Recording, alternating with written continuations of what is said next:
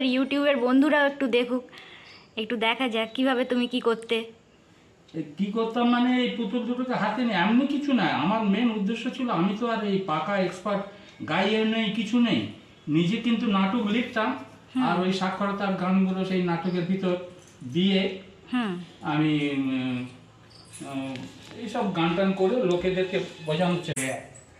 আলতা পেড়ে শাড়িটাকে কোমরে পেঁচায় হেলে হে লাল পলাশের ফুল দে রে চুলে। বাহ। আলতা পেড়ে শাড়িটাকে কোমরে পেঁচায় হেলে হে লাল পলাশের ফুল দে রে চুলে। সিলট পেন্সি হিলারে বন্য পরিচয় রে রে হাতে হেতে সব তুলে। দেখাবি আজ রাতে বাবুদের সভাতে নতুন মাদে এইখানে হাতের থেকে কলমটাকে টানিলি।